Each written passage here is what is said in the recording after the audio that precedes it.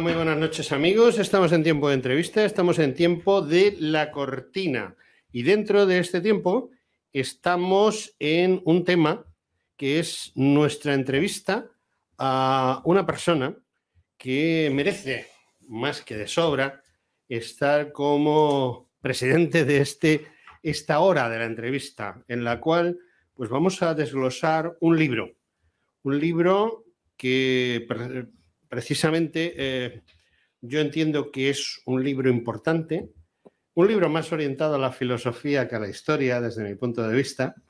Bueno, no exactamente. No exactamente. Bueno, todavía no lo he presentado, tengo que presentarlo. Muy bien, muy bien. Buenas noches. Tenemos a Ignacio Gómez de Liaño y tenemos aquí un libro que presenta nuevo, que se llama El eclipse de la civilización. Don Ignacio, ¿lo he dicho mal cuando he dicho que yo creo que es más un libro de filosofía que un libro de historia? Bueno, vamos a ver, El eclipse de la civilización, que es como se titula, trata de tres figuras históricas que para mí representan los fundamentos de la civilización y otras tres que representan o que son expresivos de su eclipse. Las tres figuras que representan para mí los fundamentos de la civilización son Cicerón, Marco Tulio Cicerón, que vive en el del grano en la nariz. Sí, el del Cícer. Cícer es garbanzo. El garbanzo. Que por cierto era un señor que le gustaba tanto las bromas y los humores que estando en Sicilia él tuvo que hacerse una placa y entonces con su nombre, y entonces puso Marco Tulio con letras romanas, pero Cicerón puso la imagen de un garbancito, es decir, que incluso se reía de su propio nombre de familia, Cicerón, y nunca renunció a ella.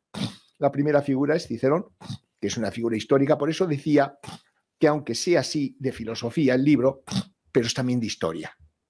Es de historia y sobre todo de pensamiento político, ya que el primer autor es Cicerón, el segundo es Séneca.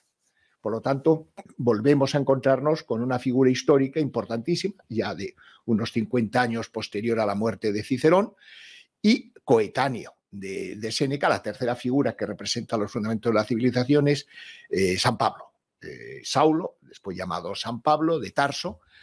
Y lo que hago con estas tres figuras no solo es trazar su semblanza para ver cómo vivieron. Todos acabaron asesinados, digamos, por los tiranos, tanto Cicerón como Séneca como San Pablo.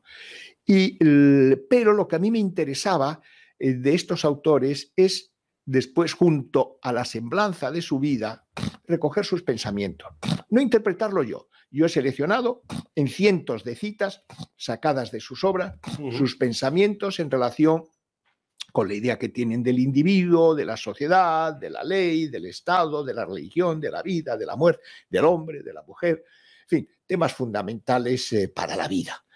Y lo que he hecho es hacer una selección de esas frases, como afortunadamente debo decir que de Cicerón es el autor de la antigüedad del que se han conservado más obras, incluso 700 y pico cartas dirigidas a su amigo Ático, a sus familiares, a su esposa, etcétera, etcétera.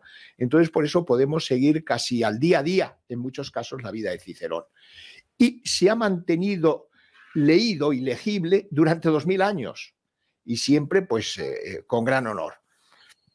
Séneca también se han conservado muchísimas de sus obras, fue más estrictamente filósofo que Cicerón, pero Cicerón estudió en Atenas, sabía perfectamente el griego, escribió en griego, también tradujo a Platón y a otros autores, es decir, que era de algún modo el depositario del acervo cultural, filosófico de la antigüedad, tanto la griega como la romana, con la particularidad de que él desempeñó puestos políticos tan importantes como siendo de la clase ecuestre, llegó a la clase senatorial siendo cónsul, con la famosa conjuración de Catilina, tremendo. En Catilina, abusar en efecto, o tempora, o mores, también dice allí. Entonces, los tres representantes para mí del eclipse, bueno, entonces lo que hago, después de trazar esta semblanza y recoger sus pensamientos, es mostrar el cuadro que de conjunto ofrecen, cuadro político, sociopolítico, estos tres autores, que se complementan muy bien en los temas a los que me he referido antes. Y después vienen los del eclipse. El primer representante del eclipse es Mahoma. Mahoma, no me refiero al Mahoma de la Meca, sino al que en 622 huye a Medina y allí se convierte ya no en un apóstol de los pobres o de los desheredados, sino en un caudillo militar. A lo largo de esos años en que está en Medina, desarrolla una labor guerrera tremenda. Algunos dicen que cada 3 semanas tenía algún tipo de combate. Él contempló cómo se mataban incluso a 100 personas y lo estaba mirando. O sea que no solo fue un líder religioso, sino también militar y político, ya que él no distinguió entre la comunidad religiosa que él fundaba y la comunidad política. O sea, la comunidad política... En el Islam no hay diferencia. Claro, exactamente. Pero también ahí, como es sabido, pues él se casó con cantidades de mujeres. Bueno, pero no se casó con una... Jadilla fue la primera.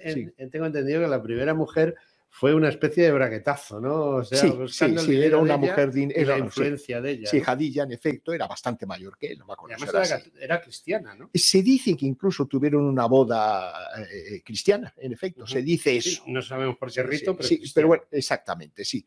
Que era una mujer de una familia de importantes comerciantes. Y entonces él se dedicó al comercio, lo cual le permitió llegar a las maravillosas ciudades que todavía se conservan las ruinas en Siria. Bosra, yo he estado allí, en Gerasa, Palmira, que eran ciudades helenístico-romanas magníficas, que aún se conservaban muy bien.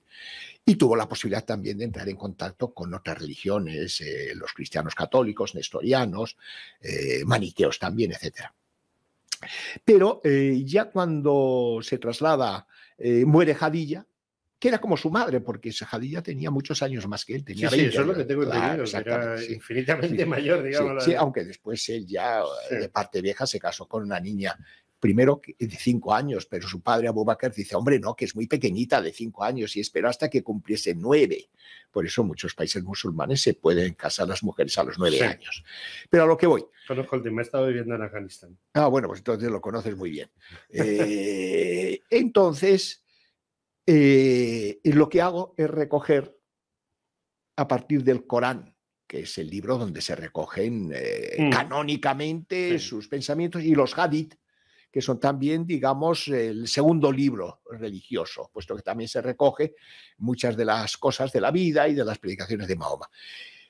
Un tema importante es que lo que predica Mahoma es perseguir y hacer la guerra a los infieles. O sea, usted y a mí. Sí, por ejemplo, nosotros sí seríamos objetos de persecución. ¿Infieles o herejes? Bueno, vamos a ver, el término que se utiliza, asociadores, digamos, que idólatras, es decir, que no están en que no están en el Islam, ya sean de donde sean. Pero el término que se utiliza en árabe es asociadores, que puede servir para idólatras o también para herejes o para otras cosas. Eso por un lado. Y en esa guerra, en esa yihad, no solo sirven las armas, sino también la propaganda, el uso del dinero. O sea, todos los medios que se puedan utilizar para conseguir que los infieles, llamémoslos así, se hagan musulmanes, hay que utilizarlos. Luego, por lo tanto, no predica el amor al prójimo. No, para nada. No predica el Es que el Islam no es una religión, es un medio, es un sistema de vida. Sí, claro. Es un sistema social en el cual la religión es uno de los pilares básicos. Así es. Pero también pasa en Europa, es decir, Europa sin el pilar de la religión católica, el mundo occidental sin el pilar de la religión católica tampoco es nada. Ya, pero las bases son muy distintas. Por supuesto, estamos de acuerdo. Pero que la religión es uno de los pilares. Pero con una diferencia, dad al César lo que es del César y a Dios lo que es de Dios. Efectivamente. Es decir, que hay una distinción, una separación entre la comunidad religiosa y la comunidad política. Y eso se ve en San Pablo. La tercera figura de la civilización es San Pablo, que la estudio detalladísimamente y también recojo sus pensamientos. Entonces, San Pablo incluso... ¿Puedo hacerle una pregunta? Animaba a los cristianos de su comunidad que respetasen las leyes, y eso en época de Nerón. Es verdad que eso lo dice en lo que se llamó el Quinquenio Feliz, los primeros años de Nerón, es que los que gobernaban eran Séneca y Afranio Burro. Después ya los echó, digamos, del gobierno, y ya es cuando vino los horrores del imperio de Nerón. Sí, la pregunta, perdón. La pregunta es sobre Saulo, San Pablo. Sí. Yo muchas veces, contra más avanza el tiempo y contra más personas como usted entrevisto, a mí cada día me surge más la duda de ¿es cristianismo o es pablismo? Está bien hecha la pregunta, porque todavía no existía el cristianismo. O sea, el cristianismo lo inventa San Pablo. Bueno, pero aún no se llamaban cristianos. Por supuesto. Aunque es verdad que la primera vez, el primer sitio donde a los seguidores de Jesús de Nazaret se les llamó cristianos fue en Antioquía, que es donde fue uno de sus centros de difusión. Pero es cierto que en aquel momento, cuando escribió sus cartas a los corintios o a los tesalonicenses, a los gálatas, e incluso a los romanos, a los efesios también, todavía no estaban redactados los evangelios. Es probable que ya hubiese un relato de la persona de la pasión y muerte en hebreo, pero eso no se conserva. O sea, los relatos que tenemos de los cuatro evangelios, los 3 sinópticos y el de San Juan, son posteriores. O sea, los escritos de San Pablo son de los años 50. Es decir, que Jesús había muerto ni 20 años antes, 17. Y él fue el primero que sacó ese pensamiento religioso y hizo misión por todas las partes a las que pudo ir. Es verdad que tuvo una entrevista, o 2 entrevistas con San Pedro y con los 3, digamos, con el hermano de Jesús, Santiago, y con San Juan también, en Jerusalén, pero de pocos días. Y la segunda vez que fue, lo pasó bien mal. Le persiguieron cuando quería entrar en el templo de Jerusalén. Pero, es decir, y para San Pablo, su ideología es muy sencilla en cuanto a ideología religiosa. Él no cuenta casi nada de la vida de Jesús. Lo único en lo que se fija es que murió crucificado para liberar a la gente de la ley mosaica. Y también para decir a la gente que después de la muerte se resucita. Y según el tipo de vida que se haya llevado y la fe que se haya tenido, se irá al cielo o al infierno. Pero no nos dice nada de Jesús de Nazaret, no nos dice ni dónde nació, ni quiénes eran sus padres, ni qué vida llevó, ni siquiera qué predicó, aunque se supone, claro, que lo que Pablo predica está en correspondencia con Jesús, evidentemente, y tuvo ese detalle de ir a informarse a Jerusalén para hablar con Pedro, y después pues coincidieron también en Roma, y los 2 fueron allí ejecutados.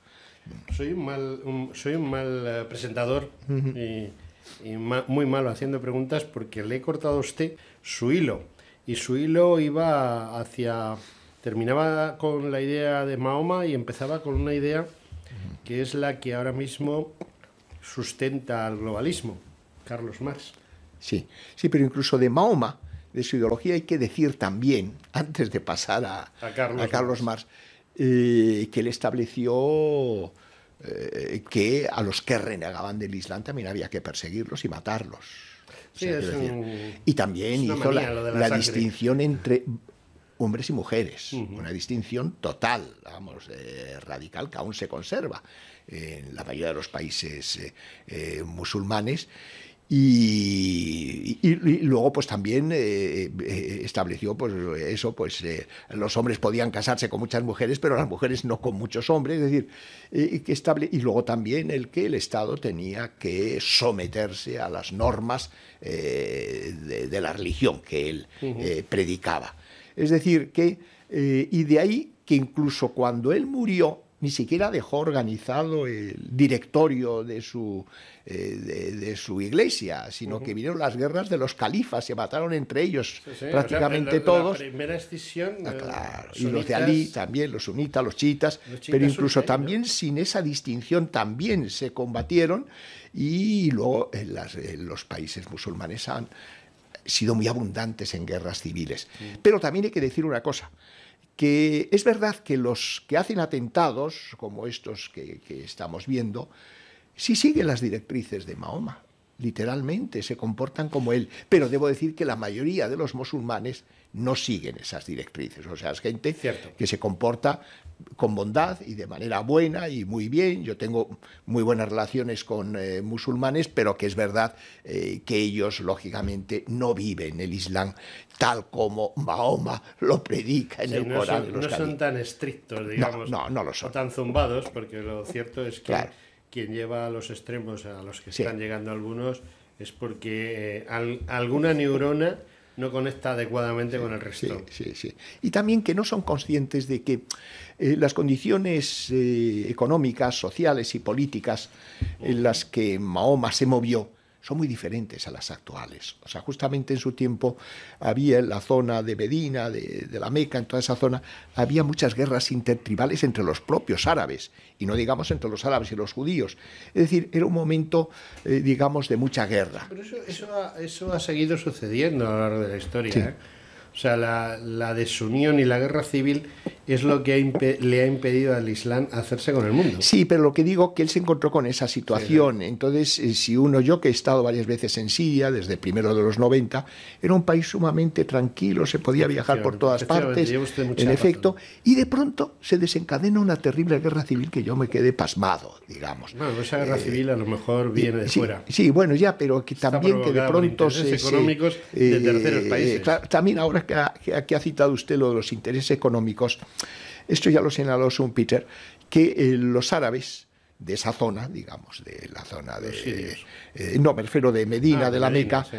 Dada la falta de productividad de esa región, si querían sobrevivir, tenían que hacer conquistas. Tenían que vivir de la guerra. Exactamente. Es decir, que era no solo por razones religiosas, aunque Mahoma sí añadió esas razones, sino también a otras de supervivencia. Pero pasemos a Carlos Marx. Carlos Marx. En efecto, es la segunda figura que yo propongo y estudio como representante del eclipse de la civilización. Y sobre todo en sus pensamientos, los pensamientos suyos que recojo son los que aparecen en su escrito más conocido y más representativo, que no es ni el Capital ni las contribuciones a la economía política, sino que es el manifiesto comunista o el manifiesto del Partido Comunista. Es verdad que Carlos Marx fue un personaje de trato bastante desagradable, muy pretencioso, que vivió como un buen burgués, se casó con un aristócrata, Westphalen. Tuvo un montón de amantes. Y también, y luego encima... Se gastó el dinero en vino y mujeres y juego. Y sus hijos murieron también por falta de atención, y también vivió a expensas de su amigo Engels, que era más burgués todavía, era un industrial, digamos. Suele pasar que los hijos de los burgueses son los que se dedican a salvar a los pobres obreros. Sí, pues la hizo buena. Entonces, claro, es verdad que él tenía la tradición... nefasta tradición de la fenomenología del espíritu de la lógica de Hegel, según la cual Hegel pensaba que con él había llegado la sabiduría absoluta, que ya se había llegado, digamos, a la culminación de la civilización incluso. Es decir, era de una megalomanía total. Para pensar lo que pensaba. Y Marx dice, no, soy yo, porque en vez de reivindicar la figura del espíritu, del Geist, yo de la materia dialéctica, la dialéctica venía de Hegel. Entonces tenía esa pretensión de que con él llegaba, digamos, a su máxima altura la filosofía, la sabiduría, el conocimiento. Tenía esa pretensión megalómana. Y bueno, y en su doctrina fundamental es la guerra al burgués. Si en Mahoma era al infiel, al hereje, al renegado, al que no es musulmán, en Carlos Marx es al que no es proletario, según la idea que él tenía de proletario. Y aquí vemos también una coincidencia, es que tanto Mahoma como Marx no piensan en los individuos como tales, sino que se forman una idea del colectivo y que todos los individuos de ese colectivo tienen que responder a esa idea. Y entonces, pues coinciden en eso.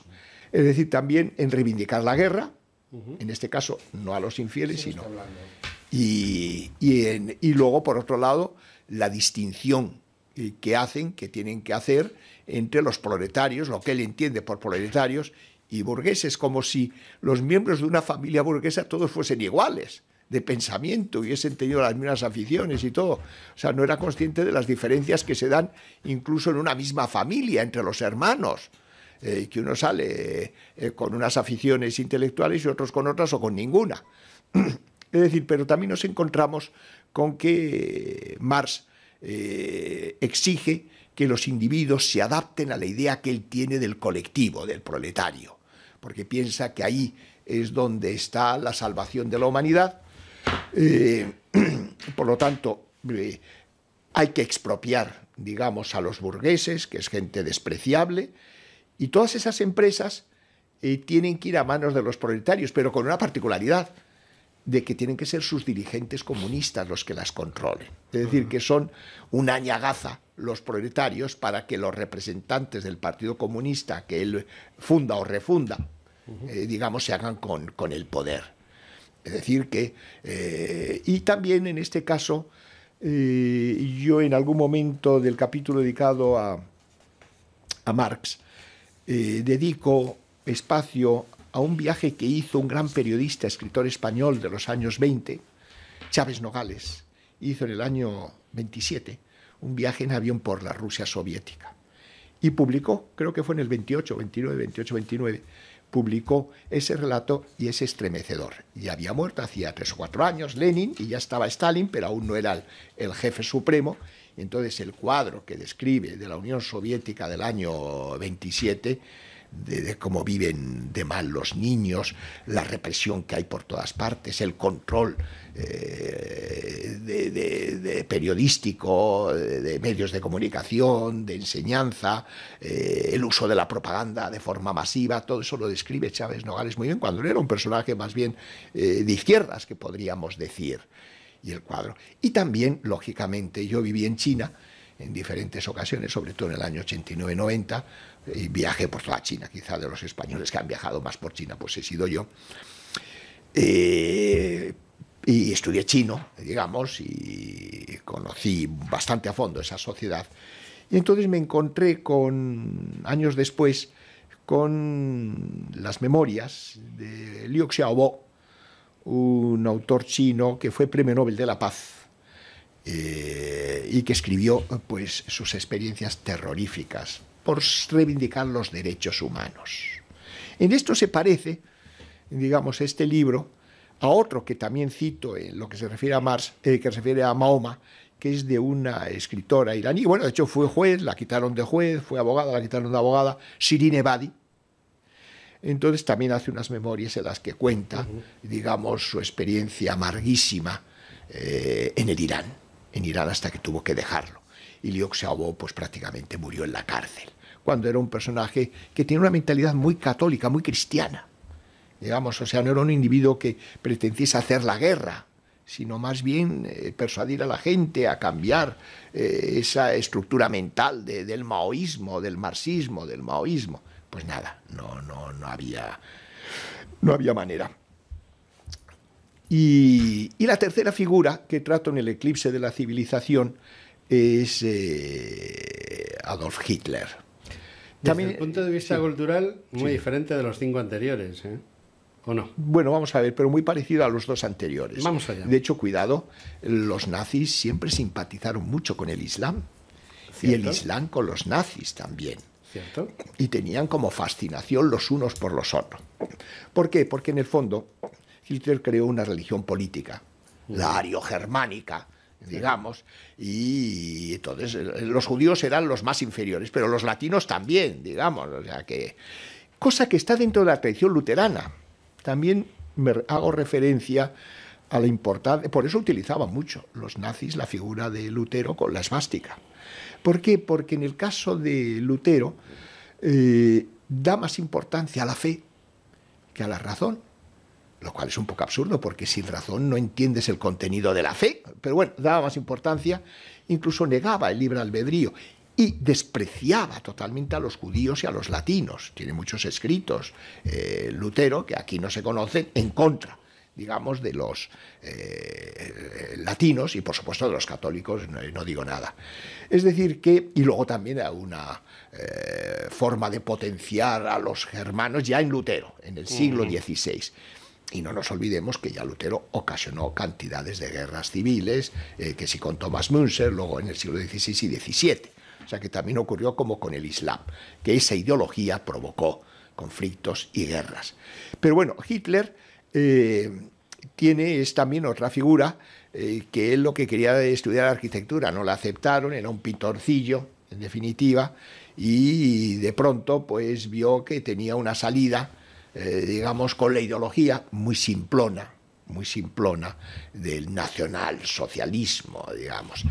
Y está pues en Mein Kampf, en Mi lucha, que es un librito de 3 al cuarto, donde expone clarísimamente pues eso, que hay que atacar acabar con los judíos, despreciar a los latinos, exaltar, digamos, la raza ariogermánica, emplear la publicidad. Eso sí, fue un gran publicitario.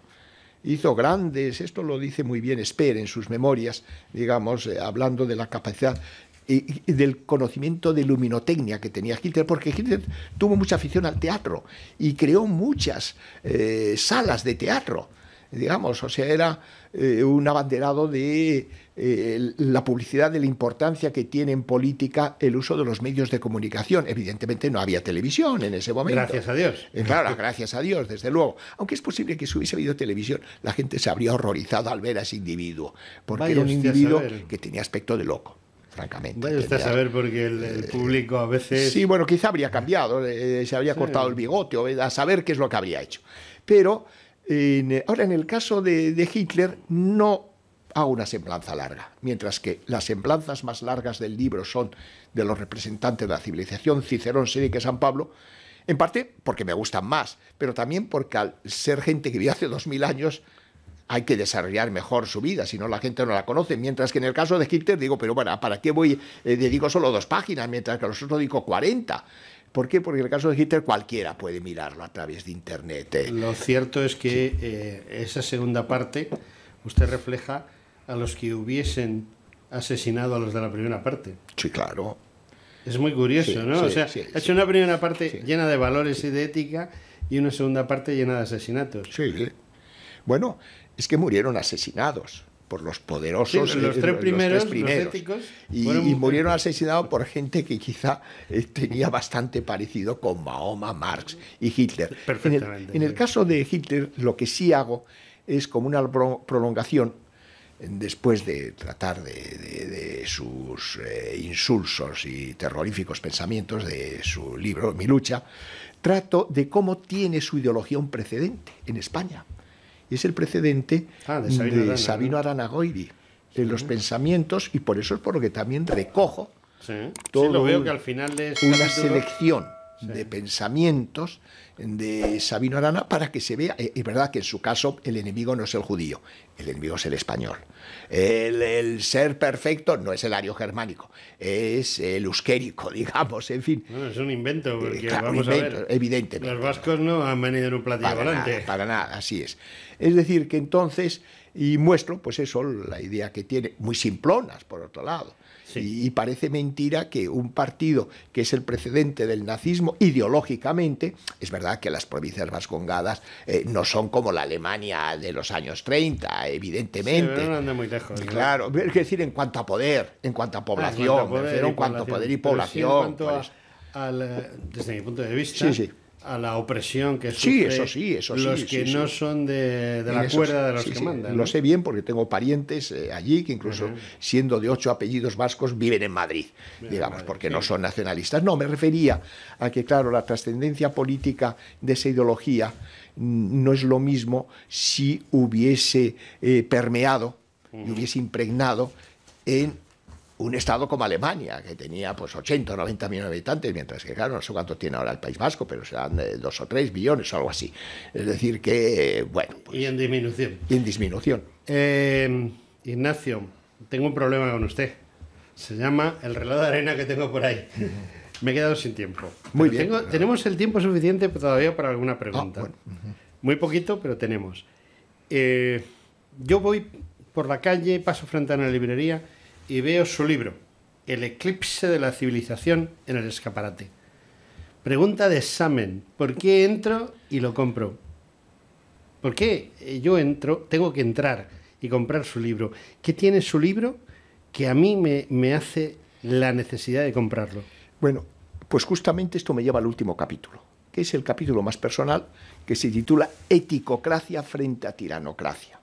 Variaciones de la democracia, donde a partir de todo lo que el relato y los pensamientos que se han expuesto en las 300 páginas anteriores, pues yo ya, digamos, expongo los que son los valores que sostienen no una democracia, porque el término democracia se emplea para cualquier cosa, hasta las democracias populares de la Unión Soviética, eso pues se llamaba, sino lo que llaman eticocracia, es decir, poderes políticos que se basan en valores, y tiranocracia los que se basan en lo contrario.